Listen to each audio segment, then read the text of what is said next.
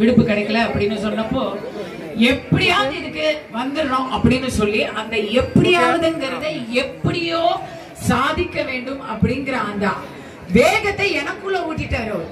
நான் வேணான்னு நினைச்சாலும் அவருடைய வேண்டும் அப்படிங்கிற அந்த பாசிட்டிவ் தாட் இருக்கு பாருங்க, அது நம்ம எல்லாரையும் சாதிக்க வைக்குது. ஆங்கிலத்துல ஒரு அழகான சொற்றொடர் சொல்லுவாங்க, வெற்றியுடைய 80% வருவது அப்படின்னு. வந்தாதான் நம்ம வெற்றி பெற முடியும். பல பேர் வர்றேன்னு சொல்றாங்க, லேட்டா வருவேன் லேட்டஸ்டா வர்றேன்னு சொல்றாங்க, ஆனா வர்றது இல்ல. ஆனா வரவே முடியாது அப்படின்னு எல்லாரும் சொல்லும் போது வந்து காட்டுறதுதான் ஒரு எல்லா மேடைக்கும், அது பொது மேடையா இருக்கிற எந்த மேடையா இருந்தாலும் சரி, அதற்கான அழகு வீரம். அந்த வகையில இந்த பொங்கலில் வீர பொங்கல் செல்வகுமார் அவர்களுடைய பொங்கல். அது நீங்க எல்லாரும் இங்க வந்திருக்கீங்க பாருங்க, உங்க எல்லாருக்கும் அந்த பெருமை இருக்கு. வீட்டுல உட்காந்து டிவி பார்த்துருக்கலாம்ல, இல்ல நாளைக்கு படம் ரிலீஸ் ஆகுது இல்ல மாஸ்டர், அதுக்கு போய் டிக்கெட் ரெடி பண்ணிருக்கலாம்ல. எத்தனை வேலை இருக்கு நமக்கு. அதையெல்லாம் விட்டுட்டு உண்மையான பெண்களுக்கு குரல் கொடுக்கக்கூடிய, ஒற்றுமைக்கு குரல் கொடுக்கக்கூடிய, சமத்துவத்துக்கு பெருமை சேர்க்கக்கூடிய, மனித நேயத்துக்கும் நம்முடைய தமிழ் பாரம்பரியத்துக்கும் பெருமை சேர்க்கக்கூடிய ஒரு நிகழ்ச்சிக்கு நீங்க வரீங்கன்னா அதுவே உங்களுடைய மிகப்பெரிய வெற்றி. அதனாலதான் கன்னியாகுமரி மாவட்டமா இருக்கு. காமராஜருக்கு கடைசி வரைக்கும் கைவிடாத மாவட்டம் இல்லையா? யார ஜெயிக்க வைக்கணும், யார எங்க கொண்டு போய் வைக்கணும் அப்படிங்கிறது குமரி மாவட்டத்தில் இருக்கக்கூடிய குமரிகளுக்கு ரொம்ப சரியா தெரியும். ஆனா ஒண்ணுங்க, லேடிஸ் சப்போர்ட் கிடைக்கிறது மட்டும் ரொம்ப கஷ்டம். எத்தனை படம் ஹிட்டா இருக்கட்டுமே, எனக்கு நான் விஜய் சாருடைய அதிதீவிர ரசிகை. ஃபர்ஸ்ட் டே ஃபர்ஸ்ட் ஷோ இது வரைக்கும் தீபாவளிக்கு, கடந்த 3 தீபாவளிக்கா சொல்லணும்னா தெரி, மெர்சல், சர்க்கார், கரெக்டா? 3க்கும் ஃபர்ஸ்ட் டே ஃபர்ஸ்ட் ஷோ 5 மணிக்கு 4 மணில இருந்து வெளியே நின்று தள்ளுமுள்ளில போய் நின்று உட்கார்ந்து படம் பார்த்தவதான் நான். இந்த வாட்டி நான் தயங்குறேன். ஆனா ஏன் தயங்குறேன்னா பயமா இருக்குது. இப்ப ஏதோ சமூக இடைவெளின்னு சொல்றாங்க, இருந்தாலும் நான் அந்த இடைவெளியை இத்தனை வருஷமா காப்பாத்தல இல்ல. அப்ப எனக்கு ஒரு தயக்கமா இருக்குல்ல. அந்த மாதிரி நான் தயங்கும் பொழுது இங்க பார்த்தாதான் தெரியுது, ஏய் என்னப்பா இங்க ஆண்களுக்கு பெண்கள் சரிநிகர் சமானம் அப்படின்னு நிறைய பேச்சுலாம் சொல்றாங்க. பேச்செல்லாம் இல்ல, பிராக்டிகல்ஸா இங்க பார்த்தாலே தெரியுது. ரிசர்வேஷன் வேணும், 30% ரிசர்வேஷன் வேணும் அப்படின்லாம் இன்னும் நம்ம போராடிக்கிட்டு இருக்கோம் அரசியல்ல. அவங்க எல்லாரையும் இங்க கலப்பையில இந்த மீட்டிங்க பார்க்க சொல்லுங்க. 30% ரிசர்வேஷன் ஆண்களுக்கு தான் வேணும். டாமினன்ட் ஃபுல்லா லேடிஸ் தான். அந்த மாதிரி ஒரு சப்போர்ட் எல்லாருக்கும் கிடைச்சிடாதுங்க. எம்ஜிஆருக்கு இருந்துச்சு லேடிஸ் சப்போர்ட். கடைசி வரைக்கும் லேடிஸ் தாய்மார்கள்னா எம்ஜிஆர் அவர்களை தாண்டி யோசிக்க மாட்டாங்க.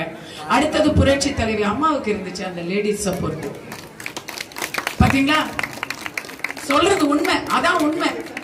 எதிர்கட்சியா இருந்தாலும் கடைசி நிமிஷம் லேடிஸா இருந்தா வீட்டுல நான் இவங்களுக்கு தான் போட்டேன் அப்படின்னு சொல்லிட்டு அங்க போய் அம்மாவுக்கு தான் போடுவாங்க. இதான் உண்மை. பாத்தீங்களா, எல்லாரும் அந்த சப்போர்ட் இருந்துச்சு. அதுக்கப்புறம் அந்த லேடிஸ் சப்போர்ட் யாருக்கு வரும் அப்படிங்கிறது ஒரு கேள்விக்குறியா இன்னைக்கு தமிழ்நாட்டு அரசியல்ல இருக்கு. அந்த கேள்விக்குறிக்கு பதில் எப்பவுமே ஆண்கள் கேள்வி எல்லாம் பயங்கர நல்லா கேட்பாங்க. நான் உங்களை கேட்கிறேன் அப்படின்னு காரசாரமா மேடையில முழங்கிடுவாங்க. எங்க பதில் சொல்லுங்கன்னா பதில் சொல்ல தெரியாது. இன்னைக்கு எவ்வளவு ஆச்சு, அரிசி பருப்பு இவ்வளவு ஆச்சு, மிச்சம் எவ்வளவு கேட்டா பதில் சொல்ல தெரியாது. புடவை வாங்கி கத்துக்குங்கன்ற நானு. புடவையில நம்ம கிட்ட இருக்கிற 20 புடவையில இருக்கிற பாடி கலர் இருக்கக்கூடாது. அந்த பாடி கலர் இருந்தா அதுக்கு கரை பார்டர் கலர் வேறையா இருக்கணும். எல்லோ புடவை வாங்கலாம், எப்போ ப்ளூ பிங்க் கிரீன் பார்டர் இல்லைன்னா வாங்கலாம். கிரீன் பார்டர் வாங்கலாம் எப்போ வெள்ளை மூதா கலர் இல்லாத பாடினா வாங்கலாம். இந்த அளவுக்கு டேட்டா கலெக்ஷனா மைண்ட்லயே வச்சிருக்கோம். இந்த இப்பெல்லாம் ஏதோ 250 crores கொடுத்து டேட்டா மேனேஜ்மெண்ட்லாம் பண்றாங்களாமே சில கட்சிகள்ல. லேடிஸ் கிட்ட சொன்னா நாங்க எல்லாத்தையும் மைண்ட்லயே வச்சிருக்கோம், கரெக்டா சொல்லிடுவோம். 20 வருஷம் ஆனாலும் எந்த வரலாறும் மறக்க மாட்டோம். அன்னைக்கு லேட்டா வந்தீங்க இல்ல அப்படின்னு 20 வருஷம் கழிச்சு சொல்லுவோம். எதையுமே மறக்க மாட்டோம். உண்மையா உழைக்கிறவங்களையும் மறக்கவே மாட்டோம். இந்த மேடையில போன வருடம் நான் வந்திருக்க வேண்டியது நான் மிஸ் பண்ணிட்டேன். அதை நான் மிஸ் பண்ணிட்டேன் அப்படிங்கறத எந்த அளவுக்கு வருத்தமா சொல்றேன்னா, எனக்கு அதுல மிஸ் பண்ணங்கிறது ஒரு வருத்தங்க. ஆனா அதை விட மிகப்பெரிய வருத்தம், உழைப்பால் உயர்ந்த உத்தமர் திரு வசந்த்குமார் அவர்களுடைய அந்த கடைசி பேச்சை மிஸ் பண்ணிட்டேன் அப்படிங்கிறது எனக்கு ஒரு வலி. அந்த வலி இருக்கதான் செய்யுது. அதற்கு ஈடு செய்யும் வகையில் இன்னைக்கு இவருக்கு கூப்பிட்டாரு. சத்தியமா சொல்றேன், நான் 14 மணி நேரமா நான் டிராவல் பண்ணிட்டு இருக்கேன். இந்த ஒரு 5 நிமிஷம் எனக்கு கொடுக்குற இந்த வாய்ப்புக்காக. ஏன்னா எனக்கு இந்த மைக்ல சொல்லணும். உங்க அப்பா விட்ட இடத்துல உங்களை பாக்குறேன் விஜய்.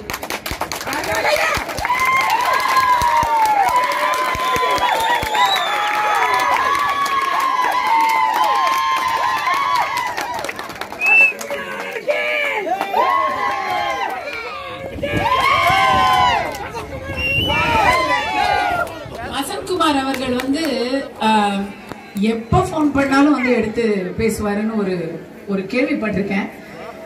விஜய் அவர்களுக்கு வந்து நான் ஒரு 2 தடவை இதுக்கு முன்னாடி போன் பண்ணிருக்கேன். அதிகமா நான் அவரோட பேசினது இல்லை.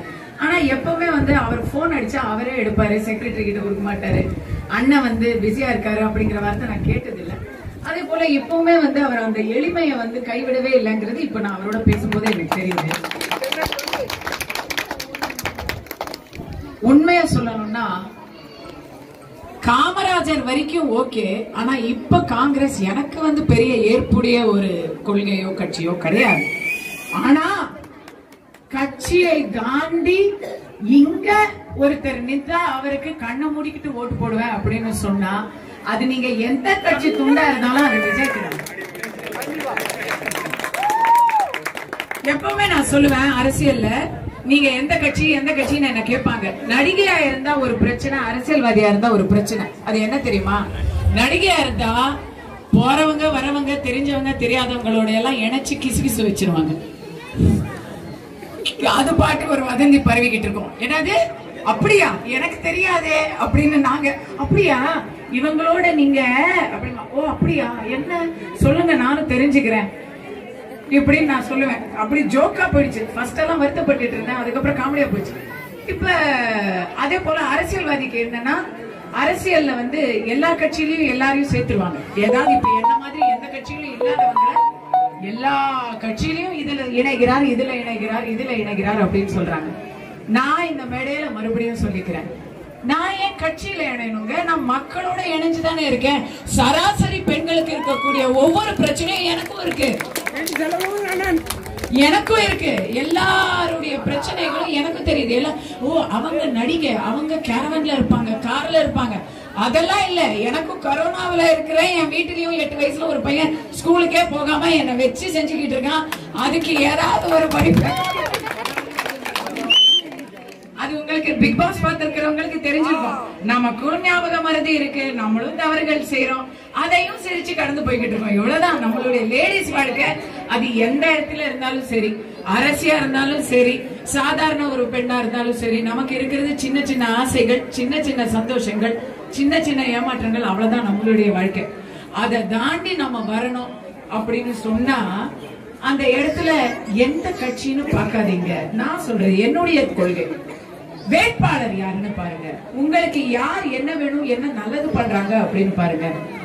அது எதுவா வேணா இருக்கலாம். உங்களுக்கு நாளைக்கு டிக்கெட் வாங்கி கொடுக்கணும் அப்படிங்கிறது தான், அதுக்கு தான் நான் ஓட்டு போடுவேன் நீங்க நினைச்சீங்கன்னா போடலாம்.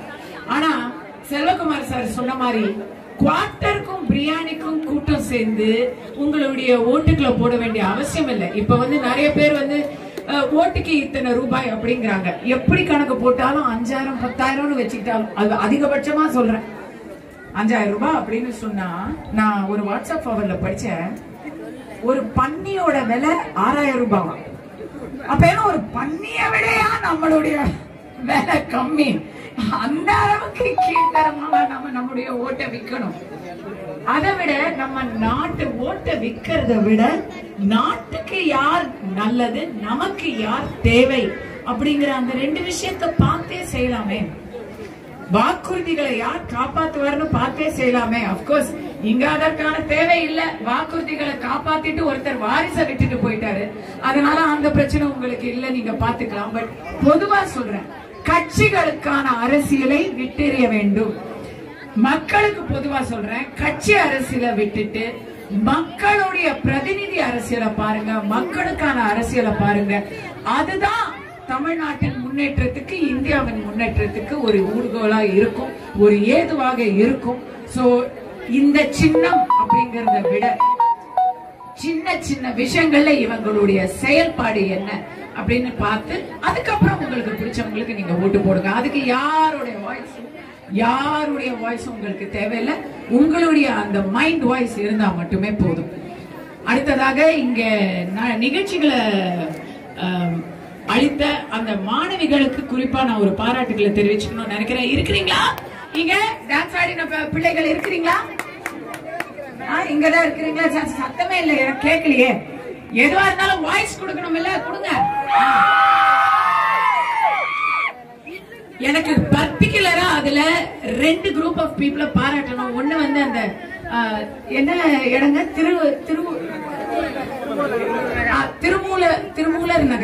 திருமூலர் நகர்ல இருந்து இல்லத்தரசிகள் வந்து ஆடினாங்க.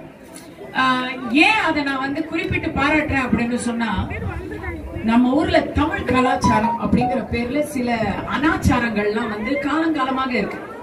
இதோ என் பெண்ணுரிமை போராளி வெளியே வர்றாங்க பாருங்க. தமிழ் கலாச்சாரங்கிற பேர்ல சில அனாச்சாரங்கள் காலங்காலமா இருக்கு. என்னன்னு சொன்னா, குளிச்சுக்கிட்டு தள்ளாடுறது கூட பரவாயில்லையா, ஆனா மகிழ்ச்சியில ஆடுறது பெண்களுக்கு தப்பா. ஆடிட்டா உடனே நம்மள வந்து என்ன பேரு சொல்லி கூப்பிடுவாங்கங்கறத சொல்ல தேவையில்லை, மேடையில நான் சொல்லல, உங்களுக்கு தெரியும். ஐய என்ன டேஷ் மாதிரி ஆடிக்கிட்டு இருக்க அப்படிம்பாங்க. வீட்டுல இன்ஜினியரிங் காலேஜுக்கு அனுப்பிச்சேன்னா போய் டான்ஸ் ஆடிக்கிட்டு இருக்க, காலை ஒடிக்கிறேன் அப்படின்னு சொல்லுவாங்க. இந்த பார்வையை மாற்ற வந்த அந்த பெண்களுக்கு ஒரு பெரிய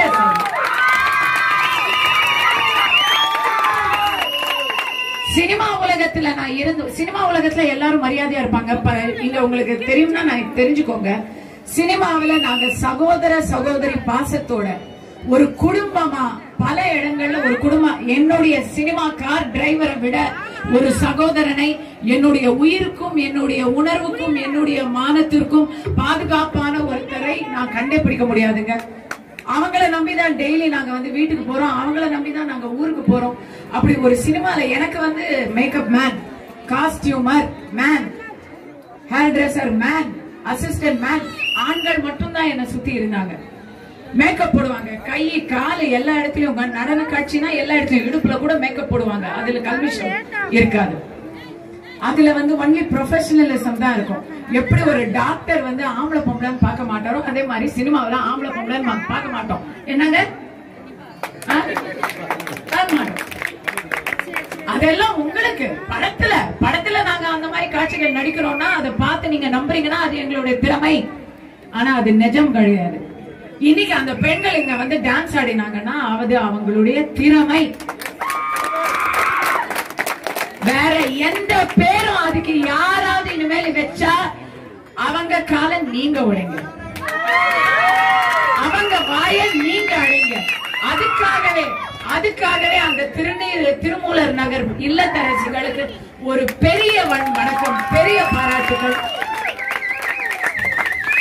வீட்டுல இருக்கக்கூடிய சின்ன பிள்ளைங்க என்ன சொல்லுவாங்க, ஐயோ குழந்தை குட்டி பெத்துட்டு இது என்ன ஆட்டம் அப்படின்னு கேக்குறவங்களுக்கு சொல்லுங்க.